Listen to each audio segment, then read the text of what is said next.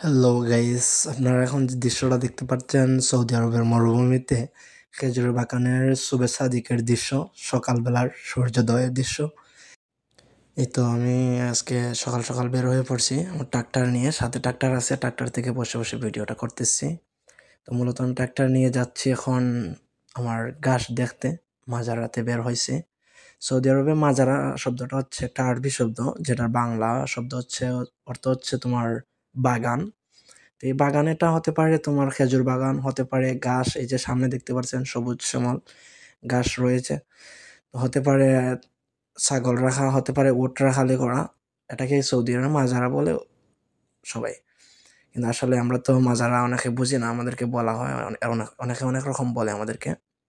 তো এই যে দেখতেছেন সামনে সবুজ দেখা যাইতেছে, এখানে ঘাস লাগানো হয়। এই ছোটটা থেকে বাম সাইডে যেটা দেখতে পাচ্ছেন, এটা থেকে আমি এই মাসে ঘাস বিক্রি করছি কিছুদিন আগে, 4-5 দিন আগে।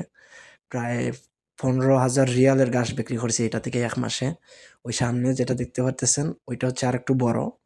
ওইটা থেকে মনে করেন যে প্রায় 17,000 20,000 রিয়াল আসে অনেক সময়। 17,000 রিয়াল ভালো হয়, পানি যদি বেশি করে দেওয়া হয়, এরকম 20,000 রিয়ালের মতন আসে। মোটামুটি ভালোই কাজ আছে। এই যে দেখেন চলে আসছি।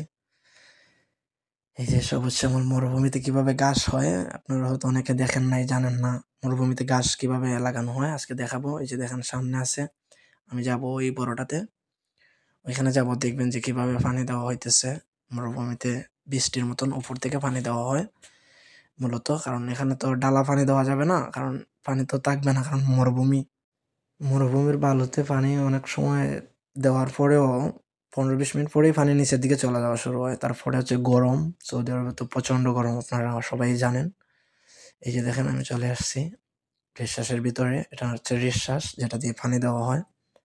এই যে আমি এখন যাব, যাই এটাকে এখন চলতেছে এটা 20 স্পিডে, এটা আমি যাই তোমার 100 স্পিডে রাখি, কারণ আজকে সার দিব তো, সেজন্য যাতে একটু তাড়াতাড়ি চলে, আর সার এক জায়গায় যাতে বেশি না পড়ে।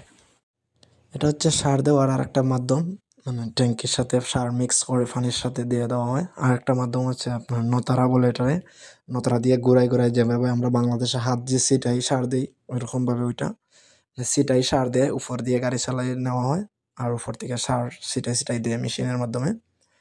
তো এখন গাছ একটু লম্বা হয়ে গেছে, যার কারণে এখন আর মেশিন ঢুকাইতেছি না ভিতরে, এখন পানির সাথে মিক্স করে পানি দিয়ে দেওয়া হবে। এই যে দেখেন পানি পড়তেছে, কি সুন্দর ঘাসের দৃশ্য।